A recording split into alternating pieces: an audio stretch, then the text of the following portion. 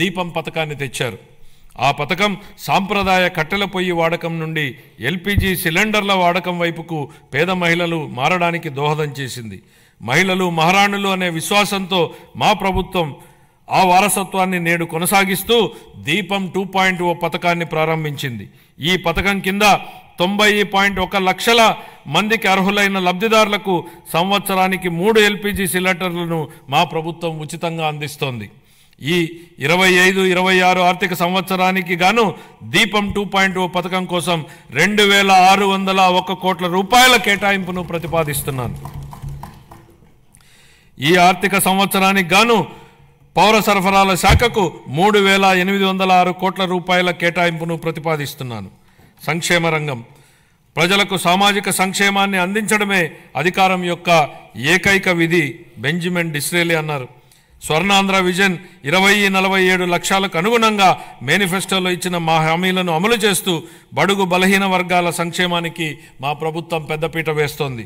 వృద్ధులను ఓటు బ్యాంకుగా పరిగణించకుండా వారి జీవితాలకు ఆసరా కల్పించడాన్ని మా ప్రభుత్వం ఒక సామాజిక బాధ్యతగా భావించి మన గౌరవ ముఖ్యమంత్రి గారు సామాజిక భద్రతను ఆర్థిక కోణంలో కాకుండా మానవతా దృక్పథంతో చూస్తూ లక్షల కుటుంబాలకు పెద్ద కొడుకుగా మారి 35 రూపాయలతో ప్రారంభమైన పింఛన్ను ఎన్టీఆర్ భరోసా పింఛన్ల పేరుతో ఇప్పుడు 4,000 రూపాయలకు పెంచడం జరిగింది.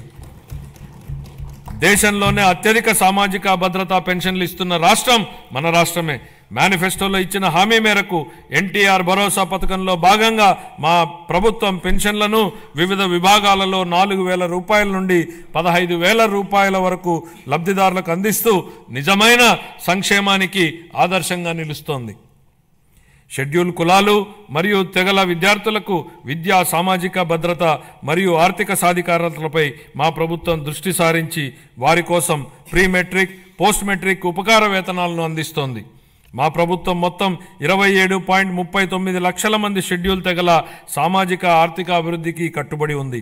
దీనిలో 4.93 లక్షల మంది బలహీన గిరిజనులకు మా ప్రభుత్వం ఐటీడీఏ ప్రాంతంలోని గిరిజనుల విద్య, వైద్యం, మౌలిక సదుపాయాలు, జీవనోపాధి, నైపుణ్యాభివృద్ధి, స్వయం ఉపాధి వంటి వివిధ రంగాలలో సంక్షేమం మరియు అభివృద్ధి కార్యక్రమాలను అమలు చేయడం ద్వారా వారి ఉన్నతికి దోహదపడుతోంది. ఇమాంలు, మౌజన్లు గౌరవ వేతనంగా ఇవ్వవలసిన 90 కోట్ల రూపాయలను 1 సంవత్సరం పాటు గత ప్రభుత్వం చెల్లించలేదు. మా ప్రభుత్వం వచ్చిన తర్వాత వారికి గౌరవ వేతనాన్ని 15,000 రూపాయల చొప్పున చెల్లించాం. నిర్వీర్యమైన వక్ఫ్ బోర్డుని పునరుద్ధరించాం. మద్యం లైసెన్సుల్లో 10% కల్లు గీత కార్మికులకు కేటాయించడం జరిగింది. ధూపదీప నైవేద్యాలకు 10,000 మరియు అర్చకులకు కనీస గౌరవ వేతనాన్ని 15,000కు పెంచాం. ఇంతేకాకుండా పేదలపై భారాన్ని తగ్గించడానికి దారిద్ర్య రేఖకు దిగువనున్న ఎస్సీ ఎస్టీ కుటుంబాలకు నెలకు 200 యూనిట్ల ఉచిత విద్యుత్తును మా ప్రభుత్వం అందిస్తోంది. అలాగే దారిద్ర్య రేఖకు దిగువన ఉన్న వెనుకబడిన తరగతులకు చెందిన చేనేత అన్నలకు, నాయి బ్రాహ్మణుల సెలూన్లకు ఉచితంగా విద్యుత్తును అందిస్తున్నాం. చేతి వృత్తులు, హస్త కళాకారులు, ఇతర సాంప్రదాయ వృత్తుల వారికి గతంలో అండగా నిలిచిన ఆదరణ పథకాన్ని పునఃప్రారంభిస్తున్నాం. ఈ పథకం అందించే పనిముట్లు మరియు ఉపకరణాల వినియోగంతో ఉత్పాదకత పెరిగి స్థిరమైన ఆదాయం పొందడానికి దోహదపడుతుంది. 25-26 ఆర్థిక సంవత్సరానికి షెడ్యూల్ కులాల సంక్షేమం కోసం 20,281 కోట్ల రూపాయలను, షెడ్యూల్ తెగల సంక్షేమం కోసం 8,159 కోట్ల రూపాయలు, వెనుకబడిన వర్గాల సంక్షేమం కోసం 47,456 కోట్ల రూపాయలను, అల్పసంఖ్యాక వర్గాల సంక్షేమం కోసం 5,434 కోట్ల రూపాయల కేటాయింపును ప్రతిపాదిస్తున్నాను. మహిళాభివృద్ధి మరియు శిశు సంక్షేమం అసంబద్ధ సామాజిక కట్టుబాట్లను ధిక్కరించి భారతదేశంలో తొలి మహిళా ఉపాధ్యాయులుగా గుర్తింపు పొందిన శ్రీమతి సావిత్రిబాయి పూలే ఈ విధంగా అన్నారు. ఒక మహిళకు సాధికారత కల్పిస్తే మొత్తం సమాజాన్నే ఉద్ధరించినట్లవుతుంది. మా నాయకుడు గౌరవ ముఖ్యమంత్రి శ్రీ నారా చంద్రబాబు నాయుడు గారు ఈ సిద్ధాంతాన్ని దృఢంగా విశ్వసించి స్వయం సహాయక సంఘాల ద్వారా మహిళలకు సాధికారత కల్పించిన మొదటి వ్యక్తి. వంటగదికే పరిమితమైన మహిళలు స్వయం సహాయక సంఘాల ద్వారా సామాజిక ఉద్యమంలో భాగస్వాములయ్యారు. మన రాష్ట్రం స్వయం సహాయక సంఘాల ఉద్యమానికి పర్యాయపదంగా దేశానికి ఆదర్శంగా నిలిచింది. నేడు మన రాష్ట్రంలో 10 లక్షలకు పైగా స్వయం సహాయక సంఘాలు పనిచేస్తూ రాష్ట్ర ఆర్థిక కార్యకలాపాలలో ప్రముఖ పాత్ర పోషిస్తున్నాయి. స్వయం సహాయక సంఘాల ద్వారా సాధించిన ఈ సాధికారత ఎంతగా ఉందంటే రాష్ట్ర సంక్షేమ విధానాలను మరియు రాజకీయాలను ప్రభావితం చేసే శక్తిగా డ్వాక్రా వ్యవస్థ రూపొందింది. స్త్రీ నిధికి కేటాయించిన నిధుల్లో 750 కోట్ల రూపాయలను గత ప్రభుత్వం పక్కదారి పట్టించింది. మహిళా స్వయం సహాయక సంఘాల సభ్యుల ఆర్థిక సాధికారతకు ఎంతో విఘాతం కలిగించింది. మహిళల ఆర్థిక అభ్యున్నతిలో స్వయం సహాయక సంఘాల కీలక పాత్ర పోషించేలా మా ప్రభుత్వం దిద్దుబాటు చర్యలు చేపడుతోంది. సమగ్ర శిశు అభివృద్ధి పథకం, మిషన్ శక్తి వంటి పథకాల ద్వారా మహిళలు, పిల్లలు మరియు కౌమార దశలో ఉన్న వారికి తగిన పోషకాహారం అందించేందుకు మా ప్రభుత్వం అనేక చర్యలు తీసుకుంటోంది. మేనిఫెస్టోలో హామీ మేరకు అంగన్వాడీ కార్యకర్తలకు గ్రాట్యుటీ మంజూరు చేసిన ఘనత మా ప్రభుత్వానిదే. వృద్ధుల సంరక్షణ కోసం కొత్తగా 12 వృద్ధాశ్రమాలు మంజూరు చేయడం జరిగింది.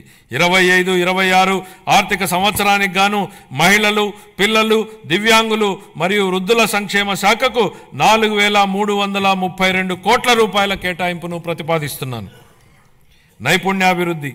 నైపుణ్యాభివృద్ధి గురించి మన గౌరవనీయ ముఖ్యమంత్రి గారి మాటల్లో జ్ఞాన ఆధారిత ఆర్థిక వ్యవస్థలో నిరంతరం నైపుణ్యాలను మెరుగుపరుచుకోవడం చాలా కీలకం.